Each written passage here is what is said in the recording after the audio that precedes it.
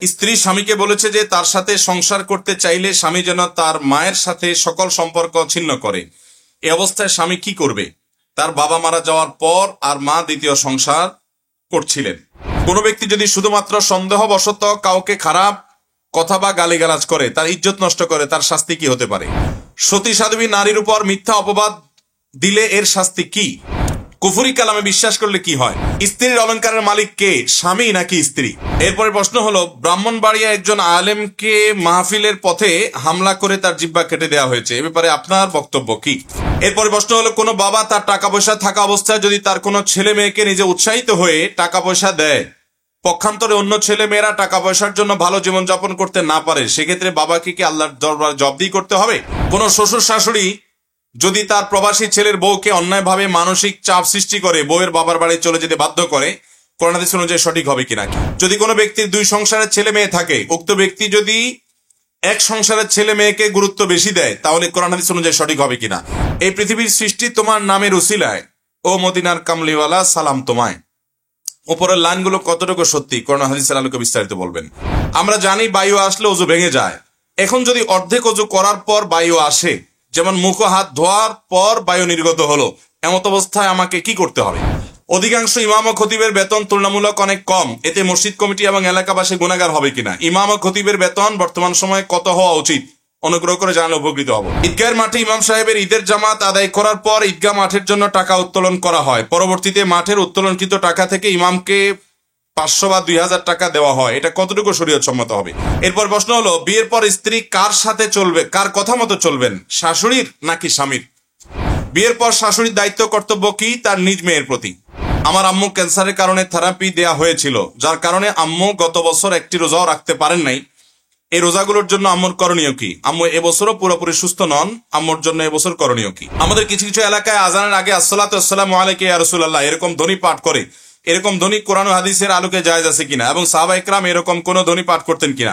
স্ত্রী স্বামীকে বলেছে যে তার সাথে সংসার করতে চাইলে স্বামী যেন তার মায়ের সাথে সকল সম্পর্ক ছিন্ন করে। এই অবস্থায় স্বামী কি করবে? তার বাবা মারা যাওয়ার পর আর মা দ্বিতীয় সংসার করছিলেন। কোন স্ত্রী যদি তার স্বামীকে এরকম আলটিমেটাম দেয় যে তুমি আমার সাথে সংসার করতে হলে, অর্থাৎ তুমি আমার স্বামী হিসাবে থাকতে হলে তোমার মায়ের সাথে সম্পর্ক ত্যাগ করতে হবে, তাহলে এটা একাধারে কিয়ামতেরও একটা আলামত, আবার একাধারে এই ভদ্র মহিলার বেকুব হওয়ারও লক্ষণ। কিয়ামতের আলামত এই অর্থে যে একজন মহিলা তিনি স্বামীকে শর্ত দিচ্ছেন যে তুমি সংসার করতে হলে আমার এই কাজ করা লাগবে। এটা সাধারণত তো হয় না, হয় উল্টা।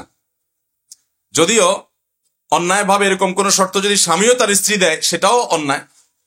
অতএব এটা অবশ্যই কিয়ামতের আলামত যে এই মহিলা তার স্বামীকে এভাবে শর্ত দিচ্ছে যে আমার স্বামী থাকতে হলে তোমার এই শর্ত পূরণ করতে হবে। আবার একই সঙ্গে তিনি মূর্খতারও পরিচয় দিয়েছেন, কারণ তিনি নিজের ক্ষতি নিজে করছেন। নবী করিম সাল্লাল্লাহু আলাইহি ওয়াসাল্লাম বলেছেন, সহিহ বুখারীতে হাদিসটি বর্ণিত হয়েছে, মান সাররাহু আন ইউবসাতা লাহু ফি রিজকিহি আও ইউনসা লাহু ফি আথারিহি ফালইয়াসিল রাহিমা, যে চায় তার রিজিকে এবং হায়াতে প্রশস্ততা হোক, বরকত হোক, সে যেন আত্মীয়তার সম্পর্কগুলোকে রক্ষা করে, আত্মীয়তার বন্ধনগুলোকে সম্পৃক্ত করে, সংযুক্ত করে। অতএব কেউ যদি তার রক্ত সম্পর্কে মানুষের সাথে সম্পর্ক নষ্ট করে, তার রিজিকে এবং হায়াতে বরকত হবে না বরকত কমবে? তাহলে এই মহিলা তার স্বামীকে যদি তার মায়ের সাথে সম্পর্ক ছিন্ন করে দেয়, আর রক্ত সম্পর্কে আত্মীয়ের ভিতরে সবচেয়ে প্রধান এবং মৌলিক হলো মা বাবা, সে তাদের সাথেই যদি সম্পর্ক ছিন্ন করে দেয়, তাহলে এই ভদ্রলোক, এই মহিলার স্বামী, তার রিজিক এবং হায়াতের বরকত এবং কল্যাণ কমে যাবে। এটাতে মহিলার নিজের লাভ হবে না ক্ষতি হবে? তাহলে নিজের ক্ষতি যে সে করে, সে কি বুদ্ধিমান না বোকা? এই জন্য আমি বলেছি এই ভদ্র মহিলা বোকা, নির্বোধ। আপনার শাশুড়ি আপনার কাছে কোনো কারণে অপছন্দনীয় হতে পারে, কিন্তু আপনার স্বামীর যেহেতু মা, অতএব আপনি বরং তাকে উপদেশ দিবেন যে কোনো মূল্যে তুমি তার সাথে সম্পর্ক বজায় রাখো। আপনার কাছে খারাপ লাগে, আপনি প্রয়োজনে নিজেকে বাঁচিয়ে রাখেন যদি তার জুলুমে আপনি অতিষ্ঠ হন, এরকম কিছু হয়। কিন্তু সন্তান কখনো মাকে ত্যাগ করা জায়েজ হতে পারে, বাবা মার সাথে সম্পর্ক ছিন্ন করা কোনো সন্তানের জন্য কখনো হালাল হতে পারে। নবী করিম সাল্লাল্লাহু আলাইহি ওয়াসাল্লাম বলেছেন, কয়েকটা লোকের আমল ইবাদত কবুল হয় না, সালাত কবুল হয় না, এর ভিতরে একটা হলো আক, অর্থাৎ মা বাবার অবাধ্য সন্তান। অতএব এই নারী যে কথা বলছেন সেই নারীর কথা শোনা স্বামীর জন্য কোনো অবস্থাতে জায়েজ নয়, বরং তার কথা লঙ্ঘন করা ফরজ। এ নারী তাকে হারাম কাজ করতে বলছে, এই হারাম কাজ স্ত্রী কেন অন্য কেউ যদি বলে সেটা শোনা যাবে। বিধায় স্ত্রীকে হয় বোঝাতে হবে, আর যদি স্ত্রী মানতে রাজি না হন তাহলে সেক্ষেত্রে অবশ্যই স্ত্রীর অন্যায় আবদার মানা যাবে না, কোনো যুক্তিতেই যাবে না। মা যতই খারাপ হোক, জুলুম করুক, কিন্তু মাকে সন্তান কখনো ত্যাগ করার অধিকার সন্তানকে ইসলাম দেয় নাই। এই পৃথিবীর সৃষ্টি তোমার নামের উসিলায়, ও মদিনার কামলিওয়ালা সালাম তোমায়। উপরের লাইনগুলো কতটুকু সত্যি কোরআন হাদিসের আলোকে বিস্তারিত বলবেন। দেখুন, নবী করিম সাল্লাল্লাহু আলাইহি সাল্লামের মর্যাদা অনেক বেশি। তার মর্যাদা বর্ণনা করতে গিয়ে এমন কোনো কথা বলার প্রয়োজন নাই যে কথা কোরআন বা হাদিসে নাই। আমরা একটা প্রসিদ্ধ কথা জানি, সেটাকে আমরা অনেকে হাদিস মনে করি। সেটা হলো নবী করিম সাল্লাল্লাহু আলাইহি সাল্লাম তিনি নাকি বলেছেন যে তাকে সৃষ্টি করা না হলে আসমান জমিন কোনো কিছু সৃষ্টি করা হতো না। এটা বহুল প্রচলিত আমাদের সমাজে, আপনারা শুনছেন না? অথচ এটা কিন্তু নবী করিম সাল্লাল্লাহু আলাইহি সাল্লাম থেকে প্রমাণিত কোনো হাদিস না। এটা হাদিসের নামে জাল কথা। মুহাদ্দিসগণ এই উক্তি সম্পর্কে মন্তব্য করেছেন, এটা কোনো বিশুদ্ধ কোনো হাদিস দ্বারা বর্ণিত প্রমাণিত কোনো কথা না। এখন কথা হলো, তার মানে কি নবী করিম সাল্লাল্লাহু আলাইহি সাল্লামের মর্যাদা নাই? মর্যাদা অবশ্যই আছে। তার মর্যাদা তো সকল সৃষ্টি জগতের সবকিছুর উপরে তার মর্যাদা, সকল সৃষ্টির উপরে নবী করিম সাল্লাল্লাহু আলাইহি সাল্লামের মর্যাদা। তার মর্যাদা বর্ণনা করার জন্য কোনো বানোয়াট বা জাল হাদিস বানানোর দরকার। বুখারীর হাদিসে আসছে, নবী করিম সাল্লাল্লাহু আলাইহি সাল্লাম বলেছেন, লা তুতরুনি কামা আতরাতিন নাসারা ইবনে মারইয়াম। তোমরা খ্রিস্টানরা যেরকম ঈসা আলাইহিস সালামকে মর্যাদা দিতে গিয়ে সীমা লঙ্ঘন করেছে, মারিয়ামের পুত্র ঈসা আলাইহিস সালামের মর্যাদা বর্ণনা করতে গিয়ে খ্রিস্টানরা সীমা লঙ্ঘন করছে না করে নাই? কিভাবে সীমা লঙ্ঘন করেছে? তাকে আল্লাহর পুত্র বানিয়ে দিয়েছে, নাউজুবিল্লাহ। আল্লাহর কোন ছেলে সন্তান এগুলার মুখাপেক্ষিতে আছে? তিনি এগুলা থেকে অমুখাপেক্ষী। অতএব ঈসা আলাইহিস সালামের মর্যাদা বর্ণনা করতে গিয়ে তাকে এমন কথা বলে ফেলছে যেটা আল্লাহর শানে যায় না, বেয়াদবি। তো সেরকম কাজ করেছে তারা। মর্যাদা বাড়াতে গিয়ে মনে করছে আল্লাহর ছেলে বলে ফেলে মর্যাদা বাড়ে, এতে যে আল্লাহর শানে বেয়াদবি হয় সেটা তারা জানতো না। তো নবী করিম সাল্লাল্লাহু আলাইহি সাল্লাম বলেছেন, লা তুতরুনি কামা আতরাতিন নাসারা ইবনে মারইয়াম। খ্রিস্টানরা যেরকম ঈসা আলাইহিস সালামের মর্যাদা দিতে গিয়ে সীমা লঙ্ঘন করেছে, খবরদার তোমরা আমার মর্যাদা বর্ণনা করতে গিয়ে এরকম সীমা লঙ্ঘন করবা না। অতএব আমাদের নবীজির মর্যাদা বর্ণনা করতে গিয়ে কোনো মিথ্যা হাদিস বলা যাবে না। এখানে যে উক্তি আছে, এই উক্তিটা অনেকটা যে আমরা বললাম জাল হাদিস, বানোয়ার যে হাদিস, সেটারই খোলাসা বা সারাংশ। এরকমটি বলার কোনো সুযোগ নেই, যেহেতু কোনো হাদিসে এইভাবে নবী করিম সাল্লাল্লাহু আলাইহি ওয়াসাল্লামের মর্যাদা বর্ণনা করা হয় নাই যে তোমার নামের উসিলায় সকল সৃষ্টি জগৎ সবকিছু সৃষ্টি হয়েছে। এটা আল্লাহ তাআলা কোথায় বলেছেন?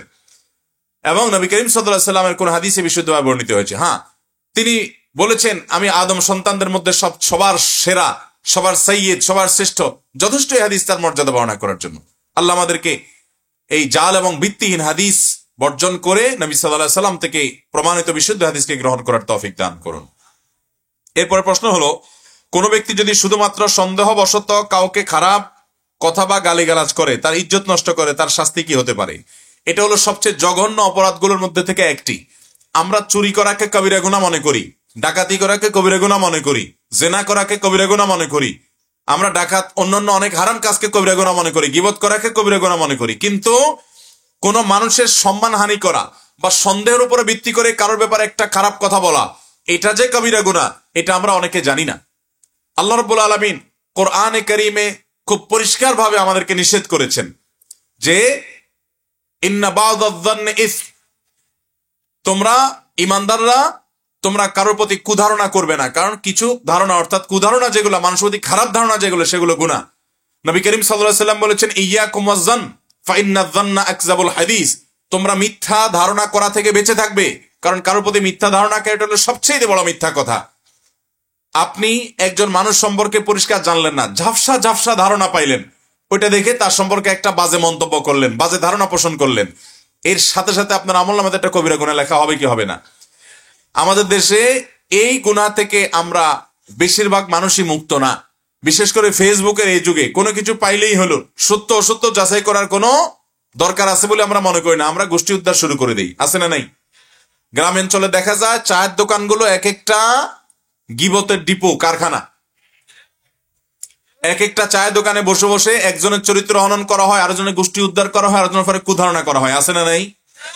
ভাইরা আমার, একইভাবে আমাদের অনেক মা বোনরা আছেন যে আশপাশের বাসার মহিলাদের বিরুদ্ধে দুই মহিলা একসাথে হয়েছে, তো তৃতীয় মহিলাকে নিয়ে আজে বাজে কথা, বাজে উক্তি, এগুলা করে আমাদের আমলকে নষ্ট করি।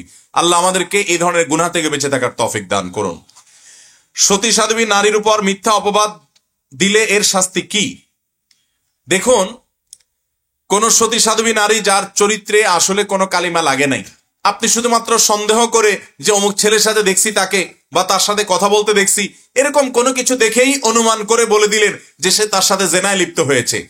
এরকম অনেক মিথ্যা অপবাদ অনেক মেয়েদের ব্যাপারে গ্রামাঞ্চলে, শহরে, সব জায়গায় আজকাল দেয় কি দেয় না মানুষ?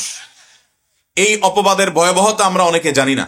কোরআনে হাকিম আল্লাহ বলেছেন, তাহসাবুনাহু হাইয়িনা ওয়া হুয়া ইনদাল্লাহি আযীম। কারোর চরিত্র সম্পর্কে বাজে মন্তব্য করা, এটাকে তোমরা মনে করো খুব সাধারণ বিষয়, অথচ এটা আল্লাহর কাছে অনেক বিশাল বড় ব্যাপার। মানুষের চরিত্র এবং ইজ্জতের দাম কত জানেন? নবী করিম সাল্লাল্লাহু আলাইহি সাল্লাম বিদায় হজের ভাষণে বলেছেন যে আজকের এই দিনটি অর্থাৎ আরাফাতের দিন, আজকের এই জায়গাটি অর্থাৎ আরাফাতের ময়দান, এগুলা যেরকম সম্মানিত, আজকের এই মাসটি অর্থাৎ জিলহজ মাস যেরকম সম্মানিত 4 মাসের একটি, তোমাদের প্রত্যেকের জন্য অন্য সমস্ত মুসলমানের ইজ্জত, তার সম্পদ, তার সন্তান, সবকিছু তোমাদের জন্য সেরকম সম্মানের। এগুলোকে নষ্ট করা যাবে না। ওই জায়গার সম্মান নষ্ট করা, মাসের সম্মান নষ্ট করা, আরাফাতের দিনের সম্মান নষ্ট করা যেরকম অপরাধ, কোন মানুষের ইজ্জত সম্মান নষ্ট করা সেরকম অপরাধ। এই জন্য ধারণা করে কারো সম্পর্কে খারাপ কথা বলা যাবে যাবে যাবে না। ভাইরা আমার, কোন নারী তাকে যদি কেউ মিথ্যা অপবাদ দেয়, কোরআনে কারিমে তার জন্য পরিষ্কার ভাবে দণ্ড ঘোষণা করেছে। আল্লাহ বলেছেন, ফাজলিদুহুম সামানিনা জালদা।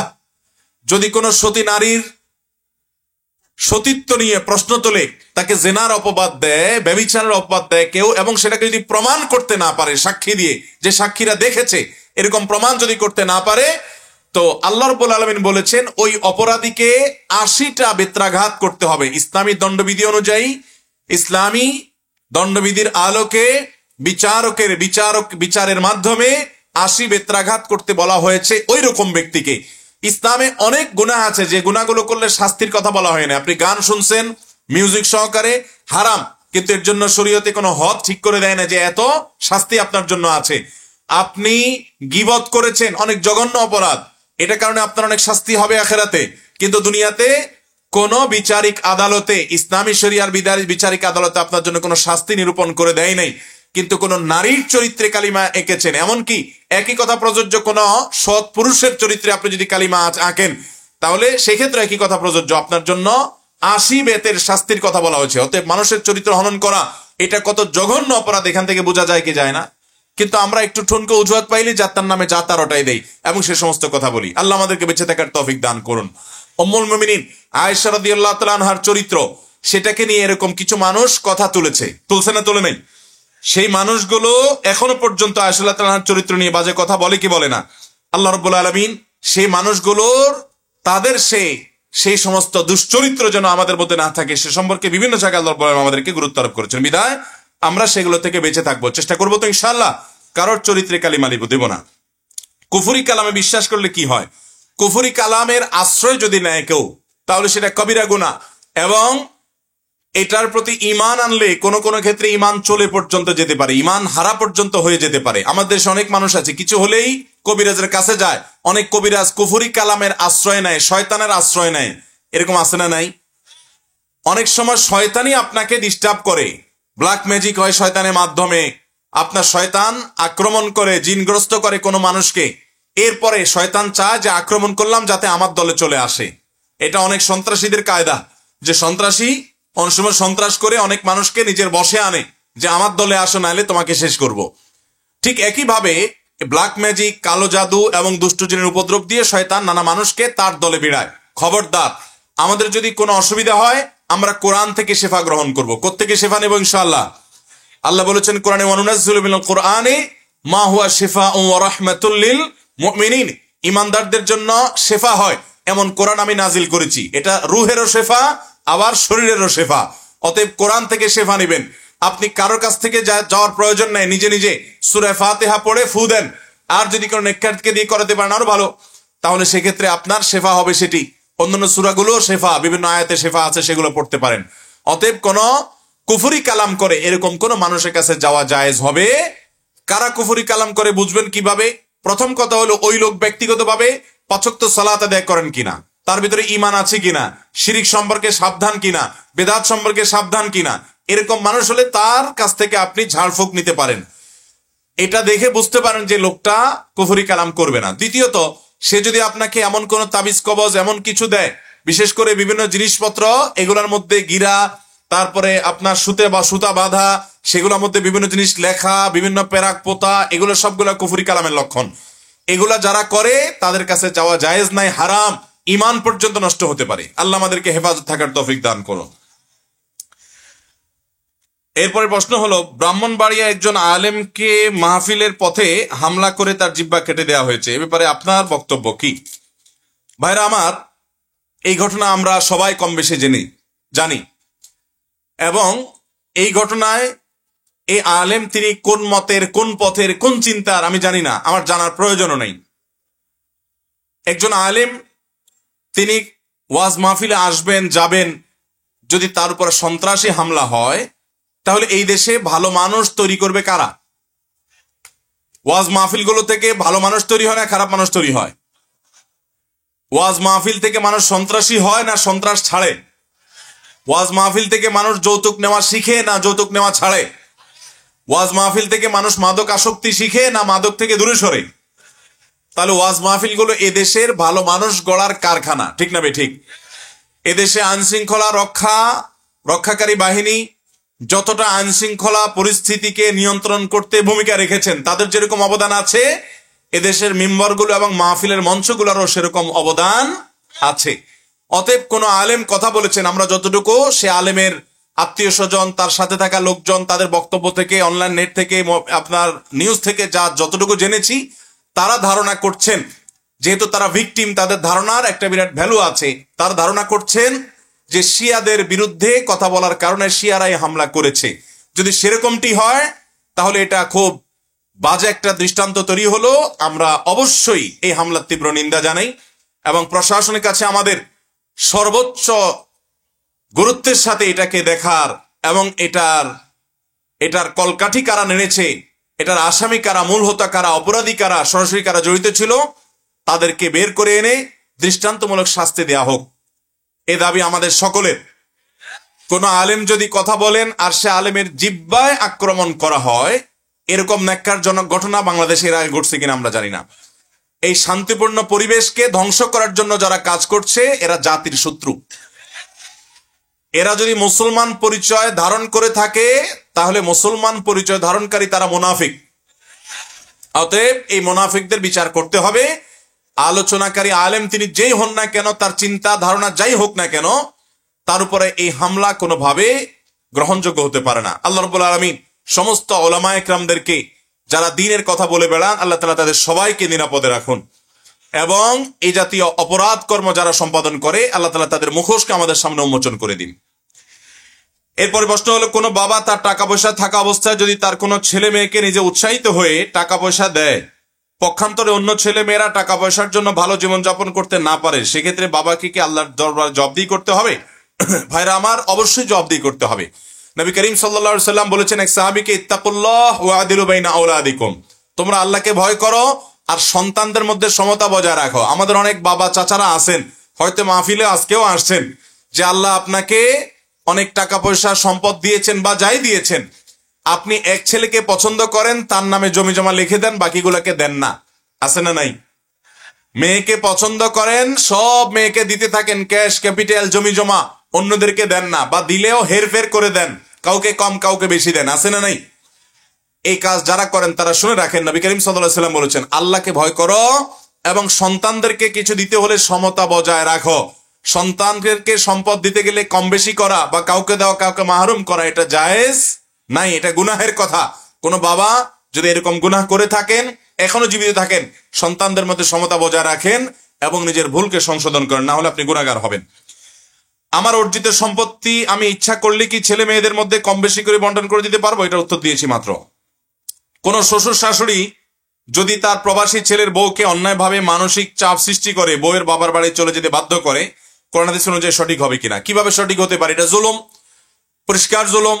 আমাদের অনেক অনেক মুরব্বীরা আছেন যারা ছেলে প্রবাসে থাকে, বৌমার পিছনে লাগালাগি করেন, এবং বৌমার যত দোষ আছে বা নাই এই সবগুলো কানপোড়া দিয়ে দিয়ে ছেলের কান ভারী করে এবং বৌমার সাথে সম্পর্ক নষ্ট করে দেয়। অনেক বাপমা আছে না এরকম? শুধু বাপমা না, অনেক কপাল পড়া ননদ দেবরও আছে, যাও আছে, তারাও এই কাজ করে। যারা এই কাজগুলো করেন ভালো করে শুনে রাখেন, এই কাজগুলো করার কারণে আপনারা প্রত্যেকে কাবিরা গুনাহ এবং মহাপাপ করার অপরাধী হচ্ছেন। আয-যুলমু যুলুমাতুন ইয়াউমাল কিয়ামা, জুলুম কিয়ামতের দিন বহুমুখী অন্ধকার হয়ে আসবে। সত্য কথাও যদি হয়, আপনি কারোর অগোচরে যখন সেটা বলবেন তার ক্ষতির জন্য, সম্পর্ক নষ্ট করার জন্য, সেটা হারাম হবে। হ্যাঁ, যদি এমন কিছু হয় যে আপনার বৌমার চরিত্র নষ্ট, আপনি জানেন, দেখছেন, ছেলেকে না বললে বরং বিপদ আরো বাড়বে, সেটা তো ভিন্ন বিষয়, সংশোধনের উদ্দেশ্যে বলতে পারেন। এছাড়া সম্পর্ক নষ্ট করার জন্য যদি বলেন আর বৌমাকে চাপ দিয়ে যদি বাপের বাড়িতে পাঠিয়ে দেন, সন্দেহাতীত ভাবে আপনি কবিরা গুনাহগার হবেন। আল্লাহ আমাদেরকে হারাম থেকে বেঁচে থাকার তৌফিক দান করুন। যদি কোনো ব্যক্তির দুই সংসারের ছেলে মেয়ে থাকে, উক্ত ব্যক্তি যদি এক সংসারের ছেলে মেয়েকে গুরুত্ব বেশি দেয়, তাহলে কোরআন হাদিস অনুযায়ী সঠিক হবে কিনা? মোটেও সেটা করার সুযোগ নেই। যখন সন্তান একাধিক হবে, কেউ আগের ঘরের কেউ পরের ঘরের, সবার সাথেই সমতা বজায় রাখতে হবে। সবাইকে ভরণ পোষণ দিতে হবে সমানভাবে, এবং সবার প্রয়োজন শিক্ষা, চিকিৎসা, বাসস্থানের ব্যবস্থা করতে হবে, এবং প্রত্যেকটা সন্তানকে সম্পদ দেওয়ার ক্ষেত্রে সমান হারে দিতে হবে। কোনো প্রকার তারতম্য করা যাবে না। যদি করেন তাহলে গুনাহগার হবেন। স্ত্রীর অলংকারের মালিক কে? স্বামী নাকি স্ত্রী? বউয়ের অলংকারের মালিক কে ভাই? না স্বামী? এই প্রশ্নের এত সহজে উত্তর দিয়ে ফেললেন আপনারা। আচ্ছা, বউ যদি হয়, তাহলে আমার এবার প্রশ্ন, আপনার বউয়ের যে গহনা আছে, আপনার হঠাৎ করে বিদেশ যাওয়ার দরকার হয়েছে, ভিসা এসে গেছে, টাকা পুরা জোগাড় নাই, তখন বউয়ের গহনা বিক্রি করে কি করে না? অনেকে কিভাবে বিক্রি করে? কিসের অনুমতি? অনুমতি নেওয়ার ধার ধারে বলে তোমার স্বর্ণটা দাও, বিক্রি করে যায়, আমি গেলে তোমার আবার কিনে দিব। তো এটা তো হাওলাত হলো। হাওলাত নিলে তো দরখাস্ত করতে হবে, তাই না? মাননীয় স্ত্রী বিষয়ে ঋণ গ্রহণের আবেদন, আপনি তো আবেদন করে তার কাছ থেকে চাইবেন, এরপরে উনি মঞ্জুর করলে নিবেন, না মঞ্জুর করলে নাই। কিন্তু আমাদের সমাজে মেয়েদের সে অধিকার আছে? কোন বউ যদি বলে না, তুমি বিদেশ যায় ধরা খাও না কি করো আমি জানি না, আমার গহনা আমি দেব না, তুমি অন্য কোথাও থেকে নাও, এই বেচারেরা সংসার করার উপায় আছে? তাহলে বোঝা গেল মেয়েদের গহনার মালিক তারা হলেও তাদেরকে পরিপূর্ণ অধিকার আমরা দিচ্ছি। এই জন্য এই গহনার জাকাত কে দিবে, এই প্রশ্নের উত্তরে আগে আমাকে জানতে হবে যে আসলে এটার মালিক কে। আপনি যদি আপনার বউকে মোহর দিয়ে থাকেন স্বর্ণ হিসাবে, বা গিফট দিয়ে থাকেন স্বর্ণ হিসাবে, তাহলে এটা তো তার। আর বাবার বাড়ি থেকে পেলে তো সেটা তো তার বটেই। আমাদের দেশে অনেক বেহায়া পুরুষ আছে যে নিজে দেওয়ার তো খবরই নাই, ওই বেচারির বাপের বাড়ি থেকে কিছু দিলে সেটাও বিক্রি করে বিদেশ যায়। হ্যাঁ, যদি ওই যে বললাম উইলিংলি যদি তার কাছ থেকে নিতে পারেন, তাকে ফুসলায়া ফাসলায়া তার খেদমত করে থালা বাসন ধুয়ে তাকে সন্তুষ্ট করে যদি বলেন যে ঠিক আছে তুমি কিনে এটা বিক্রি করে দাও, আমি কিনে দিব, সত্যি সত্যি আবার ওয়াদাও ঠিক রাখেন, তাহলে সেটা জায়েজ আছে। কিন্তু ফুসলায়া ফাসলায়া নিয়া আপনি বিক্রি করে ফেললেন, তাহলে সে মালিক হলো কিভাবে? যেই গহনা স্ত্রীকে আপনি দিয়ে দিবেন মহর স্বরূপ, সেটার মালিক উনি, ওইটা জাকাত উনি দিবেন, ওইটা আপনি তার কাছ থেকে তার অনুমতি ছাড়া বিক্রি করতে পারবেন। আচ্ছা, কোন মহিলাকে আপনি যে গহনা দিচ্ছেন স্বামী হিসাবে, ওই গহনা যদি উনি বিক্রি করে ওনার বাপের ভাই লোকদেরকে হাদিয়া তোফা দিয়ে দেয়, বা ওই গহনাটা তার ভাই বোনকে দিয়ে দেয়, কোন স্বামী সেটা মানবে? শ্বশুর বাড়িতে ওই মহিলার ভাত থাকবে? আর কেমনে থাকে না? তাহলে মালিক তো ভদ্র মহিলা, তার জিনিস সে কি করবে না করবে এটা তো তার ব্যাপার। আপনার তো সেখানে নাক গলানোর সুযোগ নাই, কিন্তু আমরা নাক গলাই কি গলাই না? এই গলানোগুলো অনুচিত। তবে হ্যাঁ, তার জন্য ক্ষতিকর কিছু ভুল কিছু হলে তাকে আপনি পরামর্শ দিতে পারেন, কিন্তু বাধ্য করার এখতিয়ার নাই, কারণ মালিক কে? উনি নিজে। অতএব স্ত্রীদের সম্পদের মালিকানার ক্ষেত্রে হস্তক্ষেপ আমরা করব না ইনশাআল্লাহ, এবং তার যাকাতও তাদেরকে দিতে হবে। আমাদের কিছু কিছু এলাকায় আজানের আগে আসসালাতু ওয়াসসালামু আলাইকা ইয়া রাসূলুল্লাহ এরকম ধ্বনি পাঠ করে, এরকম ধ্বনি কোরআন ও হাদিসের আলোকে জায়েজ আছে কিনা, এবং সাহাবা ইকরাম এরকম কোন ধ্বনি পাঠ করতেন কিনা? ভাই, আজানের আগে কোন দুরুদ পাঠ, কোন সালাত সালাম পাশের কথা কোন হাদিসে নাই। আজানের পর দোয়া পড়তে হবে, আল্লাহুম্মা রাব্বা হাযিদ দাওয়াতিত তাম্মা, সেই সাথে দুরুদ পাঠ করার কথা হাদিসে আছে। সেটা আজানের পর, আজানের আগে না। আমরা আজানের আগে পড়ি, অনেক এলাকাতে আছে আজান দেওয়ার আগে মুয়াজ্জিন সাহেবরা এরকম অনেক কিছু বলে, আসসালাতু ওয়াসসালামু আলাইকা রাসূলুল্লাহ ইত্যাদি বলে টলে এরপরে আজান দেয়। তো আজানের আগে এরকম কোনো কিছু বলার কথা হাদিসে কোরআনে নাই। যদি কোরআন হাদিসে না থাকে, সেটা মন গড়া জিনিসকে ইবাদত বানায় নিলে তার নাম কি হবে? বেদাত।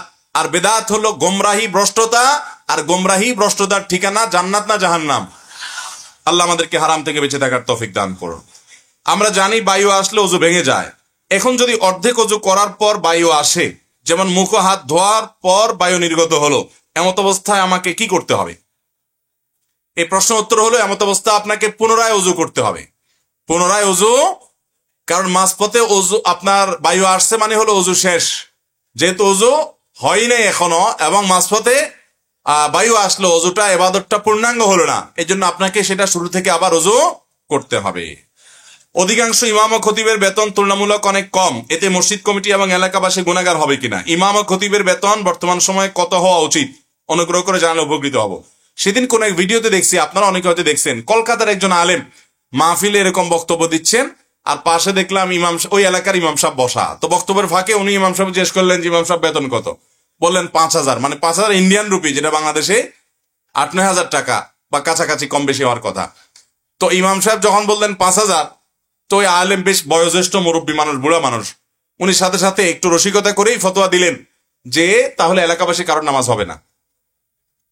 ইমামের বেতন যদি 5,000 হয়, তাহলে মুসল্লি একটারও নামাজ, এটা উনি রসিকতা করে ফতোয়া দিচ্ছেন। তার মানে বোঝাতে চাইছেন যে ইমামের বেতন যদি এত কম দাও, যেটা দিয়ে ইমাম চলতে পারে না, তাহলে সেক্ষেত্রে তুমি ইমামের হক আদায় করছো না। তুমি কিসের সালাত আদায় করছো আর কিসের বাদবন্দি করছো? তুমি তো ইমামের হক নষ্ট করছো। ইমাম খতিবদেরকে সম্মানজনক সম্মানে দেওয়া উচিত, যাতে সমাজে তারা সুন্দরভাবে সঠিকভাবে চলতে পারে। ইমাম সাহেবদেরকে, খতিব সাহেবদেরকে, অনেক কমিটির লোকরা আছে, লাখ লাখ টাকা মসজিদের ফান্ডে আছে, কিন্তু ইমাম খতিবদের টাকা দিতে রাজি না। এরা সব জায়গায় কঞ্জুসগিরি করে, আল্লাহর ঘরে আইসাও কঞ্জুসগিরি করে, আছে না নাই? এই সমস্ত কঞ্জুসরা কখনো মসজিদ কমিটিতে দায়িত্বপ্রাপ্ত হওয়ার অধিকার রাখে না, যোগ্যতা রাখে না। ওলামা একরামকে এমন ভাবে সম্মান দিতে হবে যাতে করে তাদের আর অন্য কোনো চিন্তা করা না লাগে। আল্লাহ আমাদের মসজিদ কর্তৃপক্ষকে এরকম ওলামা একরামের দায়িত্ব, তাদের প্রতি দায়িত্ব কর্তব্য সম্পর্কে সচেতন হওয়ার তৌফিক দান করুন। কত দিতে হবে সেটা নির্ভর করবে কোন এলাকায়, গ্রামে কত হইলে চলে। একটা গ্রামে একটা মানুষ, আজকাল দ্রব্যমূল্যের যে অবস্থা, 15,000 20,000 টাকার নিচে সুন্দরভাবে মিডিয়াম ভাবেও চলা কঠিন হয়ে যায়। শহরে তো 30-40,000 টাকা হলে একবারে কোনো মতে চলা যায়। অতএব এর নিচে যদি বেতন দেওয়া হয়, তাহলে সেক্ষেত্রে সেই বেতন কখনো ওই ইমামের সাধারণভাবে তার জীবন যাপন করতে তাকে সহায়তা করে না। বিধায় দায়িত্বশীল হতে হবে। অনেক মসজিদের কমিটির লোকেরা আছে, আমি জিজ্ঞেস করি আপনাদের ইমাম সাহেবের বেতন এত কম কেন? আমাকে জবাব দেয় কি জানেন? বলে হুজুর, ওনার অনেক আউট ইনকাম আছে। কি আছে? ওনার খতম আছে, দোয়া দরুদ আছে। তো ইমাম সাহেবরে ওই খতমের ব্যবসা লাগাইছেন তো আপনারা, বেতন দিবেন না ঠিক মতো, তো উনি কি করবে? আমাদের দেশে ইমাম সাহেবরা যদি ব্যবসা বাণিজ্য করতে যায় তাও দোষ, বলে হুজুর মানুষ দুনিয়ার পিছে লাগছে। আবার বেতনটাও ঠিক মতো দিবে না, তো ওনারা কোন দিক যাবে? এগুলো দায়িত্ব জ্ঞানহীনতা। ইমাম মানে নেতা। আপনি যার পিছনে সালাত আদায় করছেন তাকে নেতার মতো সম্মান দিতে হবে। সেখানে তার ন্যায্য অধিকারটাই যদি আপনি না দেন, তাহলে আপনি কিসের নেতা মানলেন তাকে? এই জন্য কোন জায়গায় যেন একটা গল্প আমি শুনছিলাম যে এক আল্লাহর বান্দা কোন একটা মসজিদ ইমামতি করে, কমিটির লোকেরা তার বেতন টেতন বাড়ায় না, বরং সবসময় কোণঠাসা করে রাখে, যা দেয় কোনো মতো তার জীবন চালানোটা সহজ হয় না, অনেক কষ্টকর হয়। তো তার একজন মুসল্লি পরামর্শ দিচ্ছেন, হুজুর কমিটির লোকরা যেহেতু এত কঞ্জুস, লাখ লাখ টাকা থাকা সত্ত্বেও আপনার বেতনটা বাড়াইতে চায় না, তো আপনি এক কাজ করবেন, নামাজ শেষ হলে প্রতিদিন সালাম ফিরানোর পর আমাদের এলাকার কোন একটা মসি থেকে যে জুতা পালিশ টলিশ করে তার কাছ থেকে ওই যে বাক্সগুলো একটা ধার নেবেন, নিয়া সালাম ফিরায়া মসজিদের বাইরে গিয়ে ও জুতা নিয়ে বসে যাবেন। এবং মসি যখন জুতা কালার করে তখন ওই একটা ছেঁড়া জুতা রাখে, ওইটার উপরে পাও রাখা ভালোটা কালার করে, আছে না? বলছে তখন বাইর হওয়ার পরে দেখবেন মসজিদ কমিটির লোক যেগুলো আপনার বেতন এতদিন বাড়ায় নাই, অথবা ইমাম সাহেব আর খতিব সাহেব মুয়াজ্জিন সাহেব মানে হলে এদের গলা চিপা ধরো, এরা না খায় মরে যাক, এই টাইপের যারা বখিল, এদের কেউ যদি এসে আপনাকে বলে হুজুর আমাদের ইজ্জত ডুবাইছেন আপনি, জিব্বা যদি কামড় দেয় তো সাথে সাথে ছেঁড়া জুতা নিয়ে 2টা বাড়ি মারবেন। বাড়ি মারি বলবেন যে আমি হালাল উপার্জন করতেছি, তোমার সমস্যাটা কি? তোমার ইমাম হালাল উপার্জনও করতে পারবে না, আবার ইমামকে ন্যায্য বেতনও দিবা না, তো তোমার মতো জালিম আর কে আছে? আল্লাহর ঘর যারা আবাদ করবেন, আল্লাহর ঘরে যারা দায়িত্বপ্রাপ্ত হবেন, ওলামা ইকরাম সম্পর্কে ব্রড মানসিকতা তাদের থাকতে হবে। আল্লাহ আমাদের সেই তৌফিক দান করুন। আলহামদুলিল্লাহ, বহু শত শত হাজারো মসজিদ বাংলাদেশে আছে, যে মসজিদ কর্তৃপক্ষ দায়িত্বশীল, সচেতন, তারা ইমাম মুয়াজ্জিনদের ন্যায্য অধিকার আদায় করেন, হক আদায় করেন। আবার ইমাম মুয়াজ্জিনদেরও দায়িত্ব আছে যে বেতন কম দেখেই যে খতম পড়া শুরু করবে, মুর্দার দোয়া করা শুরু করবে, আর 2 নম্বর পথে হারাম ইনকাম করা শুরু করবে, এটা কখনো ইমামের শান হতে পারে না। খেয়ে থাকবে, কিন্তু কোন ইমাম কখনো নাজায়েজ পথে পা বাড়াবেন। আল্লাহ আমাদের সবাইকে ইসলাম এবং সংশোধন করার তৌফিক দান করুন। ঈদগাহের মাঠে ইমাম সাহেবের ঈদের জামাত আদায় করার পর ঈদগাহ মাঠের জন্য টাকা উত্তোলন করা হয়। পরবর্তীতে মাঠের উত্তোলনকৃত টাকা থেকে ইমামকে 500 বা 2000 টাকা দেওয়া হয়। এটা কতটুকু শরীয়ত সম্মত হবে? ঈদের মাঠে একটা নেক্কারজনক কাজ হয় সারা বাংলাদেশে, সেটা হলো ঈদগাহে ঈদের নামাজের পর টাকা কালেকশন হয়। সে টাকা কালেকশনের মধ্যে অনেক সময় দেখা যায় 2টা রুমাল নেয়, একটা হলো মসজিদের জন্য, ঈদগাহের জন্য, আর একটা হলো হুজুরদের জন্য। হুজুরদেরকে বসায় রেখা তাদের জন্য টাকা কালেকশন করে তারপরে হুজুরকে দেওয়া হয়। এর চাইতে অপমানকর, এর চাইতে ন্যাক্কারজনক আর কি হতে পারে বলেন? আপনি মসজিদের উন্নয়নের জন্য টাকা উত্তোলন করবেন, মসজিদের জন্য সাধারণ দানে টাকা নেবেন, জেনারেল ফান্ডের টাকা যে মসজিদের জন্য দেন, ঈদগাহের জন্য দেন, সেটার অংশ হিসেবে ইমাম সাহেবের দিতে পারেন, জায়েজ আছে, কোনো অসুবিধা নেই। কারণ মসজিদের সাধারণ অন্য 10টা খরচের মতো ইমাম মুয়াজ্জিনের বেতন যাবে, হুজুরদের জন্য আলাদা তাদেরকে বসায় রেখা রেখা টাকা তুলবেন, এটা অপমানকর। হুজুরদেরও প্রতিবাদ করা উচিত এই সমস্ত বিষয়ে, তারা যেন যথেষ্ট পরিমাণে আত্মসম্মান বোধ সম্পন্ন হন। এরপর প্রশ্ন হলো, বিয়ের পর স্ত্রী কার সাথে চলবে, কার কথা মতো চলবেন, শাশুড়ির নাকি স্বামীর? বিয়ের পর অবশ্যই স্বামীর কথা মতো চলবেন। কোন নারী তার মায়ের কথা মতো চলবেন না। চলবেন কার কথা মতো? মা তার মর্যাদা অনেক বেশি, সন্দেহ নেই, কিন্তু বিয়ে হওয়ার পর তার মা বা বাবা আর স্বামী দুজনের কথার ভিতরে যদি কন্ট্রাডিক্টরি হয়, সাংঘর্ষিক হয়, একজন নারী কি করবেন? তার প্রথম চেষ্টা হবে সমন্বয় করার, যে কোনো একজনকে বোঝানোর যে তুমি একটু ছাড় দাও, তাহলে তার ঝামেলা দূর হয়ে গেল। যদি কোনোভাবে সমন্বয় করতে না পারেন, তাহলে তিনি স্বামীর নির্দেশ মানবেন, কারণ বিয়ে হয়ে যাওয়ার পরে তার অভিভাবক হলো কে? স্বামী। তবে মা বাবার কাছে করজোড় করে মাপ চাবেন, চোখের পানি ফেলবেন, তাদের কাছে দোয়া চাইবেন, ক্ষমা চাইবেন যে আমার অপারগতা, আমি পারছি না, কিন্তু আমার মনে চাচ্ছে তোমাদের কথা শুনতে। তারা বুঝবে যে সন্তান বেয়াদবি করে নয়, বরং স্বামীর আনুগত্য করতে গিয়ে বাধ্য হয়েছে, আসলে সে আমাদের কথা শুনতে চায়। আমরা অনেকে আছি পারিবারিক জীবনে সমন্বয় করতে পারি না, যার কারণে আমরা ভুলগুলো করে থাকি।